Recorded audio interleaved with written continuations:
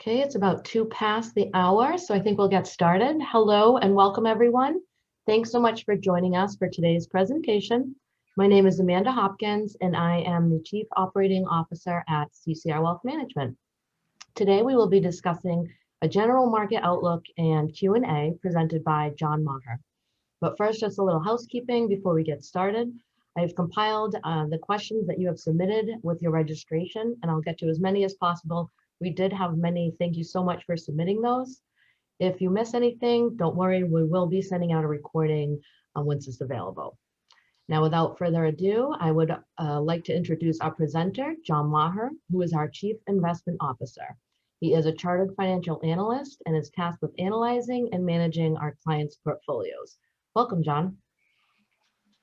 Thank you, Amanda. Good to be here. I'm glad everybody could join us. We haven't done one of these in a while. I think it was November, right after the election, as I recall.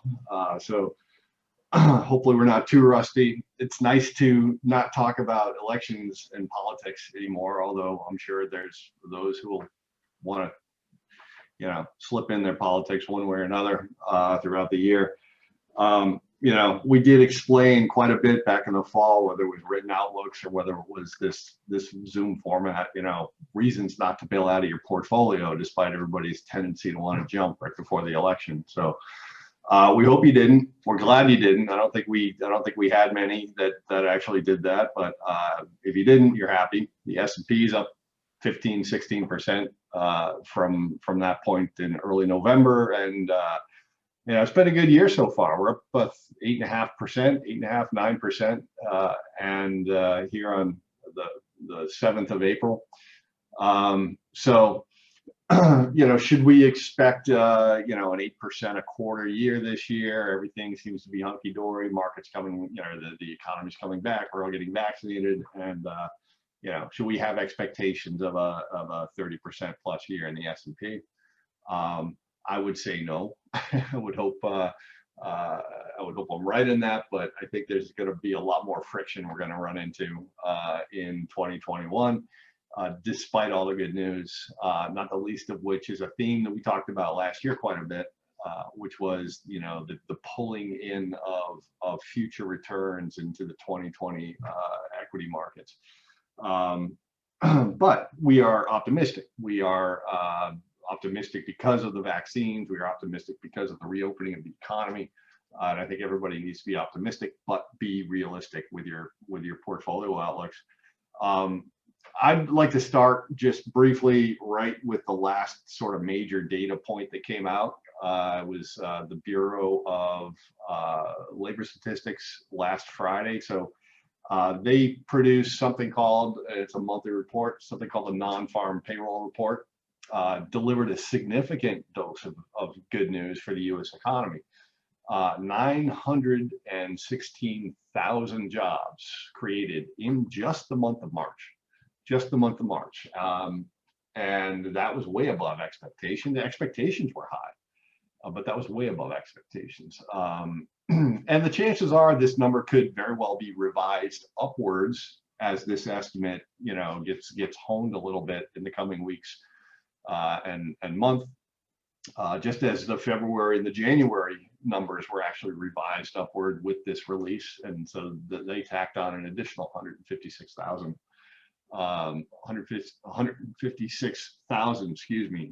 jobs in January and February. So the rebound in leisure and hospitality, I think, is telling. Certainly the top line there, the largest rebound in job recovery, 280,000.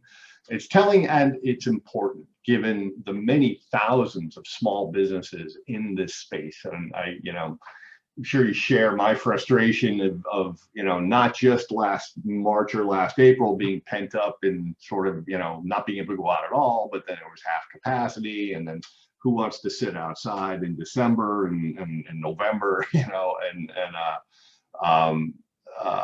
not to mention the benefit to the people we know and the neighbors we care for that actually work in these industries or may own these type of businesses, that this news is great and is a direct result of America's vaccine rollout, which began in December. I mean, it's news that we've expected for many months. We followed the vaccine development creations over the last year. I mean, politicians of both stripes are going to take credit for the sun rising every day. We know that. But you can absolutely dismiss any influence of the American Rescue Plan, or whatever they call it, the $1.9 trillion bill that was just passed, because it was only passed on March 11th. So, while the official jobless rate is now down to 6%, we also need to note that we're still about 8 million, still have about 8 million fewer full-time job holders than there were before the pandemic hit. So in other words, restaurants, hotels, resorts, the hardest hit businesses have finally begun their recovery, and that's obviously great news. As we look to the immediate future, meaning this year, I personally can't help but wonder if the pace of hiring isn't going to slow. There was another report issued last week by the NFIB, that's the National Federation of Independent Businesses, and the report said that 42% of small business owners say they had job openings in March, but they couldn't fill it. And the Wall Street Journal points out that this is 20 points higher than the 48-year historical average. So how do you account for that? And I think it's pretty obvious that the enhanced federal jobless benefit, $300 a week, at least in part, is responsible for some of this friction. There's a population within this crowd of people that are still unemployed that actually make more money staying at home. These checks are going to keep coming through the end of September, and this will probably again create some friction in these type of non-farm payroll numbers from hitting the ball out of the park, so to speak, for every month. It's likely not to happen. But great news on the job front, great news on the economy, great news on the vaccines. I think we can be justified in our optimism, but it's a little bit more realistic optimism, I think, than expecting the last 3 months to repeat themselves 3 times this year. So Amanda, what do we have for questions? John, our first question is about the housing market. What is the long-term outlook? Long-term outlook depends on who you are. So let's look at some facts. The pandemic has had some pretty unexpected effects, some pretty unexpected influence across economic and market spectrums. Exhibit A is probably the strength of the S&P 500 last year in the face of a pandemic-fueled recession. It's driven almost entirely by technology stocks, but hey, if you own the S&P 500, you got a double-digit year. A pretty handsome double-digit year. Housing has been an interesting sector, and I know we've touched on it before, either written or maybe even in our prior Zoom comments. Interesting to watch, even participate in this year as I have. So I would say there's 2 things I would want to consider when sort of evaluating the housing sector, and that would be kind of a view of supply and demand. The first, we'll talk about the supply. The National Association of Realtors has pointed out last month that there's just about 1 million homes for sale in January, and there's just about 1 million homes for sale in February. Only 1 million homes for sale in the country, both months. And these represent the lowest points going all the way back to 1982. I mean, that's pretty significant. Really, really tight supply of homes. The reasons behind the shortage, I think, are pretty straightforward. Obviously, there's been concerns about COVID-19, right? And the infection having caused a frequent change in plans for owners who otherwise would have maybe considered selling and moving. Low interest rates have actually prompted more refinancings of existing homes and new applications for purchases. And then, another fairly big contributor to the supply shortage has been home builders. Home builders, along with many other areas of the economy, were largely shut down last spring and last summer even, and have also been hampered by labor shortages due to things like the unemployment benefits. I mean, all causing a lower level of new homes for sale than we would otherwise expect. On the demand side, long-term mortgage rates dropping to less than 3% last summer for the first time ever. Demographically, we have millions of millennials, who continue to have millions of millennials that are entering into their 30s. Right, and this is a kind of a bubble period of or age bracket for first-time home buying.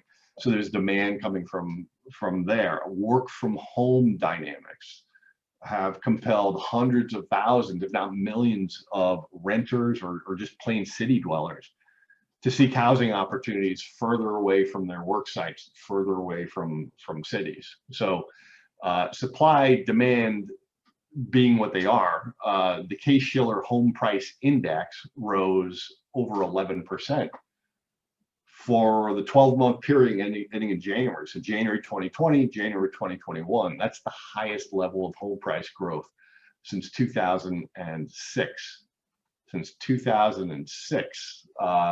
What happened in 2006, 7? I can't remember what happened around there, but something significant. It'll come back to me in a second. So getting back to the question about what's the long-term outlook, I think you need to form opinions about these supply and demand drivers, but also ask yourself the question from a potential home buyer: are you looking to buy a primary residence? Are you looking to buy a vacation home? Or are you a financial buyer? Are you a financial buyer who's looking to buy low and sell high, to flip the house, if you will? Are you looking to find income property, in which case the price you buy that home at is going to be a huge component as far as the income yield you get on that investment. Keep something in mind when we're talking about financial purchases, financial home buying. Let's see if I can pull this up, because it was just out on April 3rd of last year. The Journal ran an article titled "Housing Market is Crazier Than It's Been Since 2006." And that should maybe give us a little bit of pause as if we're financial buyers. If you're going to put, if you're going to put capital into something that you assume you're going to be able to get out of at a higher price. I mean, after 2006, we all know what happened, right? The Fed kept interest rates too low for too long, and banks, non-bank financiers, the lending standards were incredibly lax. But we've pointed out a few times since then that lending standards have certainly been appropriately tightened since the financial crash. So no real alarm bells there. The vaccine, as discussed earlier, has been a game changer for most sectors of the economy. And we talk about supply, construction. From the chart we had up here earlier, gained 110,000 jobs in March alone. Right, that was the third, at least, of the sectors listed in this chart. That was the third highest job creator. So while we do expect friction caused by that unemployment benefit to continue to impact the industry, we're going to assume right now that this benefit is temporary. It goes away after September. In any case, excuse me, in any case, I mean, supply will make its way back to the market, hopefully while rates are still low. So another question to ask if you're a home buyer is, do we take the Fed at their word? In other words, should we be looking for rate hikes way out 2 years from now in 2023? Because that's what the Fed dot plot says. Or might these increases begin sooner? Might we start to see rate hikes in 2022, owing to maybe inflation data? And this is sort of what the market has been speculating about, and we've had a little bit of volatility over the last 3 months as a result. I would note, and I think it should be noted, that the mortgage rates, which will help drive demand for properties, tend to be highly correlated with the 10-year Treasury yield. And they are not correlated with the federal funds rate.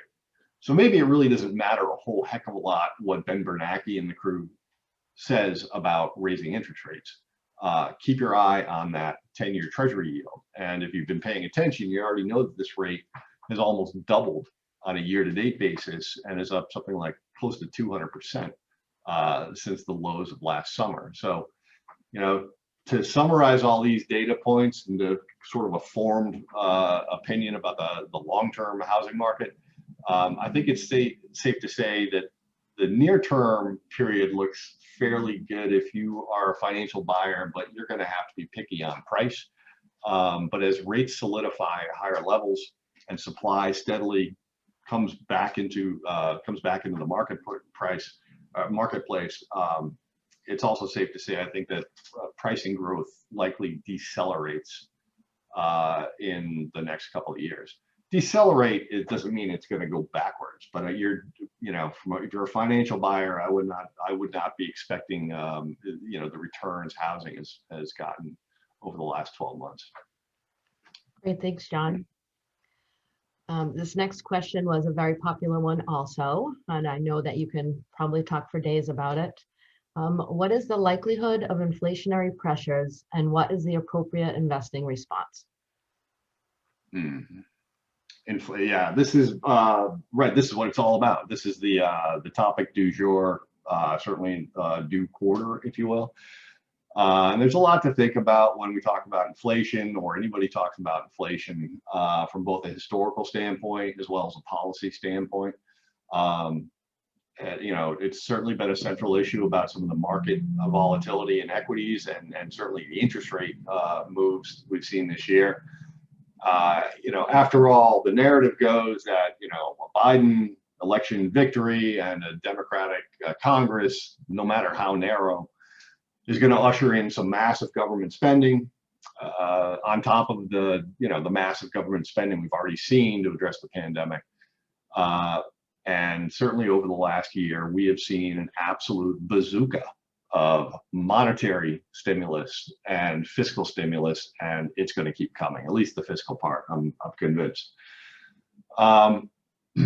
It's easy to get cynical. I'll give you the cynical viewpoint.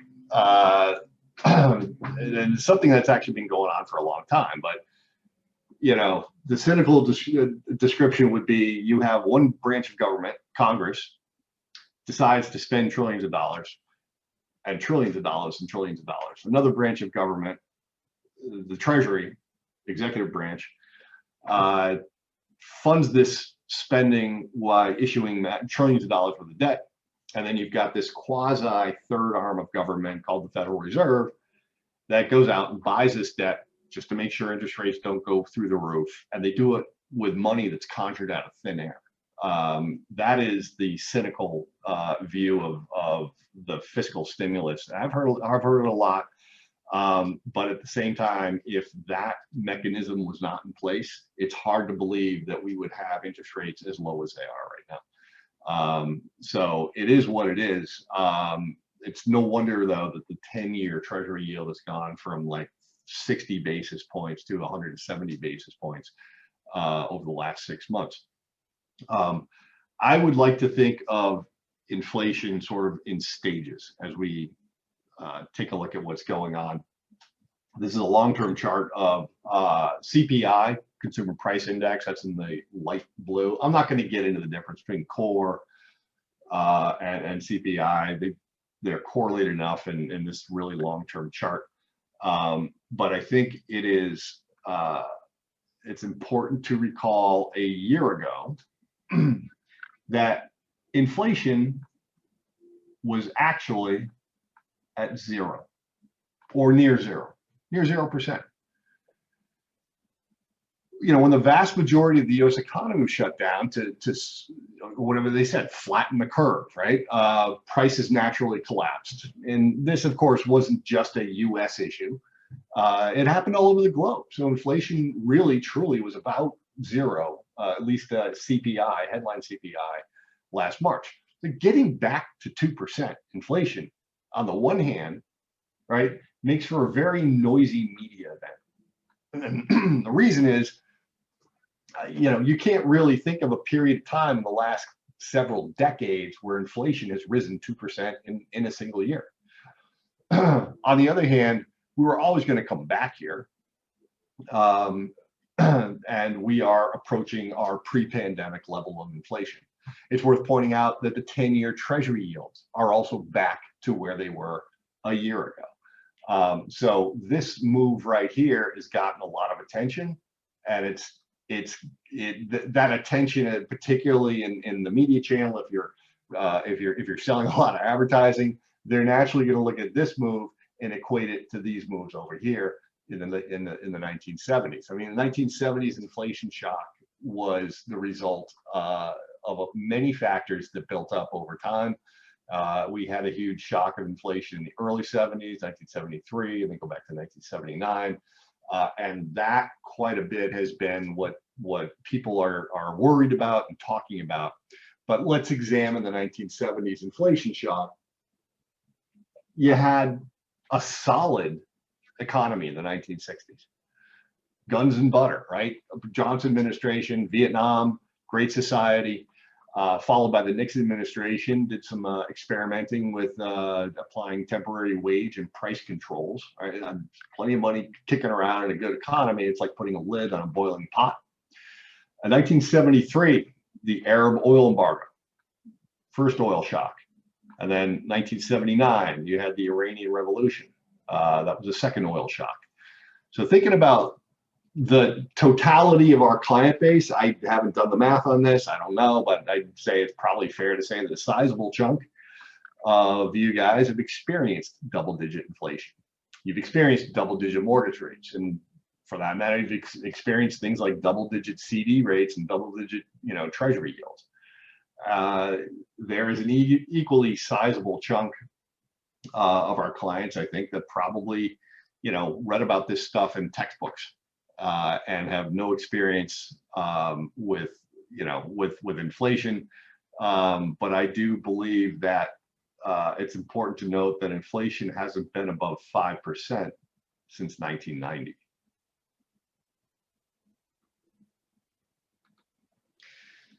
The bottom line is that we don't see the ingredients for this type of inflation. This, if you want to call it hyperinflation, well, you want to see hyperinflation, go to Venezuela or go to Turkey is approaching hyperinflation.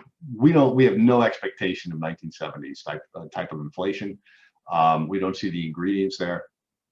And we also look around the world and we see central banks unable to trigger any inflation despite all the creative efforts. I mean, Japan has been fighting deflation for 30 years.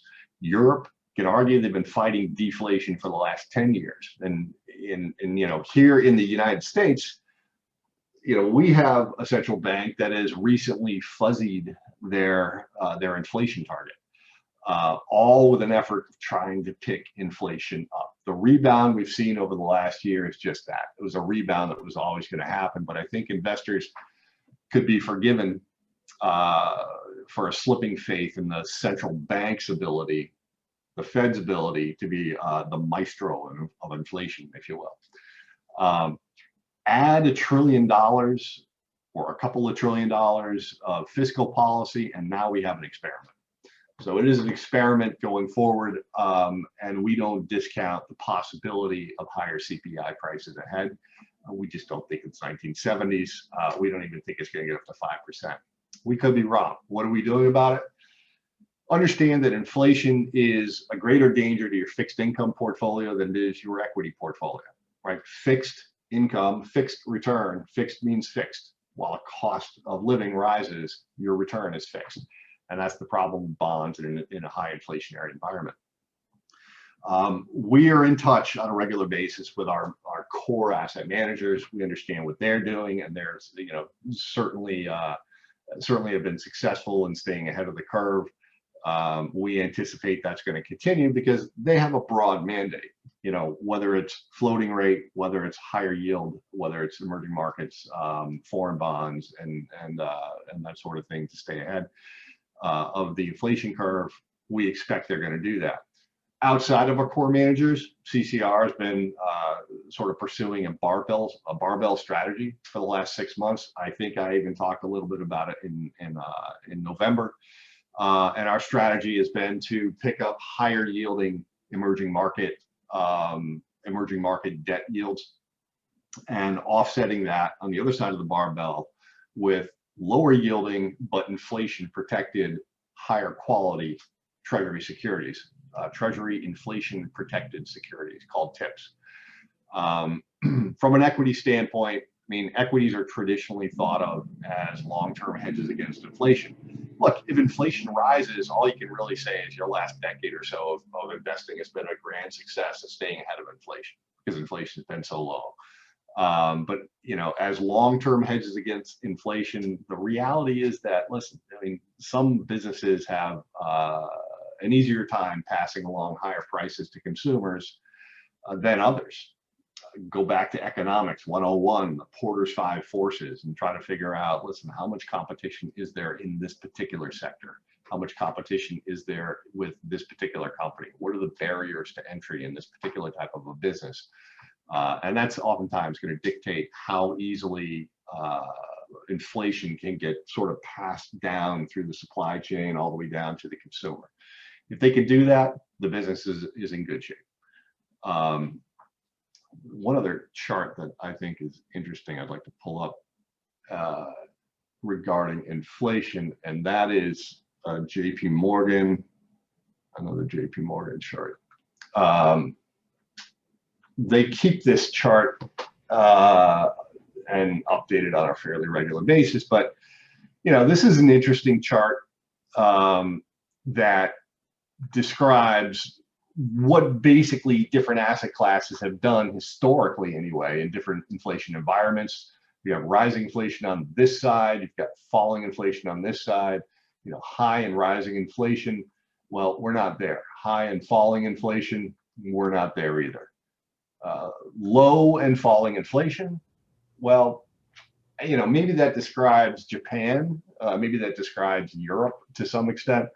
It certainly doesn't describe the United States. This is the scenario that's got everybody kind of, you know, in a, you know, in concern about what asset classes they should be buying. And if you take a look at this, the answer to the question is pretty much equities, right? Hey, John, but it looks to me, this chart here, that the 16% here in gold looks like that's the place to be. You know, gold is probably the most frequently thought of hedge against inflation among investors. Is probably the question I get, at least among the clients that I talk to. Should I buy gold? Tends to be a pretty common question, especially when the media is sort of harping on inflation and what's going to happen in the future. You know, when it's the topic of the week, so to speak.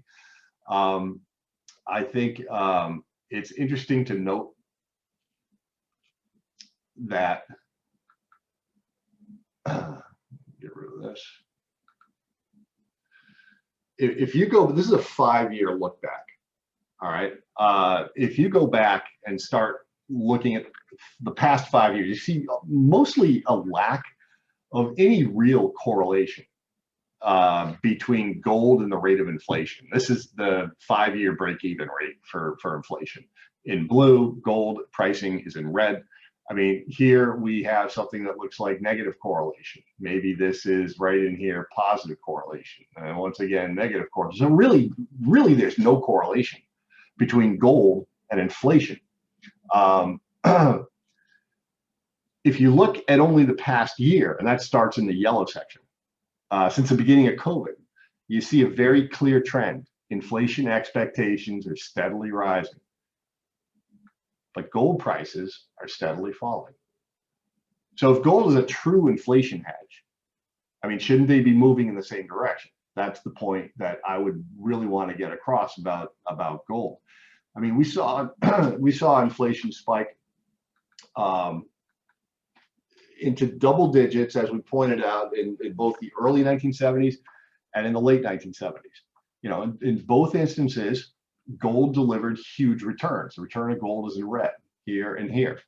But we haven't seen inflation over 5% for any calendar year since 1990, 1991, in that range.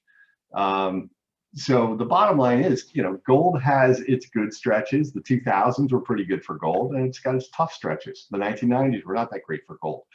The point I'm trying to make, folks, is there's not a lot of data to work with here. There's not a lot of history to work with. If you wanted to draw an analysis of gold's and, you know, how effective gold is against inflation, all you could really say, with not a lot of data to back you up, is that gold is a positive inflation hedge when inflation is above 5%. And again, like I said, that's not our base case. So we're not pounding the table on gold or precious metals for the particular purpose of trying to dodge inflation. One last point on inflation, and again, there's a bunch of points I could make, and maybe we'll start putting pen to paper and put something out in the weeks ahead. We've been here before. Go back 10, 11 years. Inflation expectations in 2009 and 2010, after the introduction of quantitative easing, but they never panned out. What was a large fiscal package back then, at least in our minds back then, it was $900 billion. Maybe it was a little bit, $950 billion. Still never panned. Inflation still never panned out. So as a general, the biggest message I'd want to get across is be very careful about positioning your portfolio for a specific economic outcome. And my own personal opinion is not only be careful about positioning yourself for a specific economic outcome, but particularly if it's a very popularly held forecast. Gotcha. Thanks, John. Another two hot topics. Can you please discuss your thoughts on cryptocurrency investments as well as electric vehicle investments such as Tesla? Cryptocurrency and Tesla. So I'll come at these from a very broad, in the broadest terms I can. Some of you might know that we sent out, it was an email, a white paper of sorts, on cryptocurrencies in general, Bitcoin more specifically, back in 2007. 2017. Bitcoin then was $4,000 to $6,000. It was around July, August of that year. $4,000 to $6,000. Today, Bitcoin is between $56,000 and $60,000. As we stated in that paper, and I'm going to reiterate right now, we don't recommend Bitcoin to our clients or any other cryptocurrencies. We also don't not recommend them. I mean, it's not a security. It falls outside our kind of regulatory purview. Talk about it with your advisor, but we can't buy you Bitcoin, right? You do that on an exchange. We can't trade cryptocurrencies for you. But the bottom line is, it's a real thing. And we spent 13 pages, 3.5 years talking about it, 3.5 years ago talking about it. So it was a real thing then, certainly a real thing now. It's only gotten a little bit more attention. One of the attractions to cryptocurrencies, but really I would focus on Bitcoin, is that is the fact that there's going to be a finite amount of Bitcoin out there in circulation. Right? There's 21 million. I think it's 21 million Bitcoin by 2040 and no more, right? There's no vote of a committee to create more Bitcoin. There's no somebody who can just say, we're gonna double the amount of Bitcoin. It's an algorithm. It won't let you do it. It's blockchain. 21 million. So now we just finished touching on the topic of inflation. And even though inflation's not an issue yet, people's perception of future inflation has the biggest impact on investments that are perceived as inflation hedges. Recall our conversation about the 10-year Treasury yield and its move off the lows last summer. I would note that I just told you Bitcoin in 3.5 years went from 6,000 to, let's say, 56,000, 58,000, whatever it is today. The biggest portion of that move occurred during the same period of time the Treasury moved off of a 55 basis point last summer to where it is today. Draw your own conclusions, but there is, Bitcoin was invented, it was set up to be an alternative currency. I just talked about the Fed conjuring money out of thin air to buy down debt to keep interest rates low, and you can't create Bitcoin out of thin air. But make no mistake, Bitcoin remains a speculative experiment.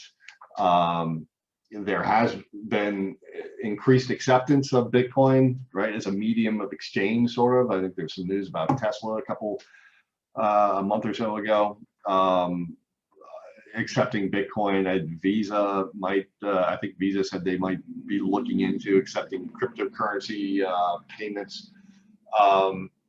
But there's a myriad of risks that accompany any speculative venture, and Bitcoin and cryptocurrency in general is still speculative, not the least of which is government regulation.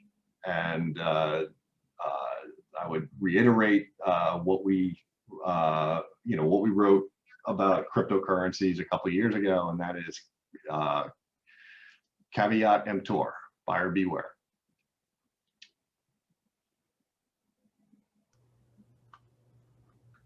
Any more questions? Okay, so the last. Oh no, you had a question about Tesla. Yeah, Tesla. Yeah. Okay. I'll speak with regard to the electronic vehicle market, or sometimes you're going to hear the term EV market. Here too is another obviously real thing.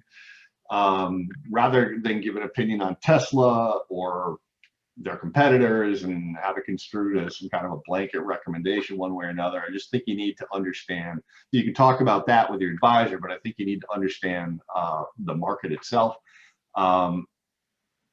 Economic incentives are in place in all G7 countries plus China to encourage the production and the purchase of electronic vehicles as an obvious method to combat carbon emissions. I mean, Tesla is obviously a well-known player in this market, but more importantly, they're not the only player in this market. The market is massive, but it's especially massive if you envision the combustion engine going the way of sort of the buffalo, horse and buggy, if you will. All major automotive manufacturers are launching or getting ready to launch their own EV models. The largest electronic vehicle market in the world is Asia. And the biggest chunk of the Asian electronic vehicle market is China. And I understand this chart is a few years dated, but I assure you, 2018, 2019, 2020, we're off the chart up here. We know the Chinese government is aggressively incentivizing auto buyers to go electronic. But I would tell you that, when you ask a specific question about a stock, whether it's Tesla or any other, sort of where I would start analyzing something would be corporate governance. Look at the corporate governance standards. Who's on the board? Are they independent? Who's got the voting rights? Are they shared democratically across the shareholders? Are they concentrated in a few hands? And also ask yourself, how much of the stock price is narrative? How much of the future of a company's prospects are already baked into the cake? So be careful along those lines. But the EV market, I think, is exciting. It's huge, and there are quite a few players. Okay, great, thanks. Just want to make sure you covered that. The last question is, large value stocks have outperformed growth stocks by almost 9% year to date. Mhm. How have CCR portfolios been positioned for this economy recovery theme? Should we add exposure to industrials and materials at this point? And if not, which sectors do you think still have potential to rise?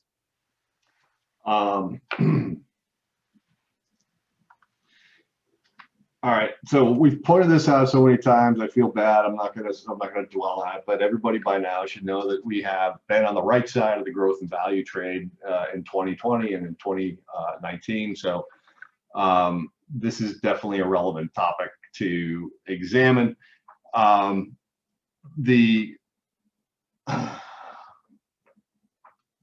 returns on a year-to-date basis between growth and value, if I can get my pen to work here, really, really hard to draw a circle with a mouse. I wish I had a pen. Value up 13.3%, large cap growth. This is through yesterday, up 4.3%. So there's your, your 8-9% difference on a year-to-date basis. Let's go back before the pandemic hit, February 2020, and you see the large cap growth, which is where our weighting has been, more than double large cap value. So thinking about this, what has CCR Wealth Management done? And I will tell you that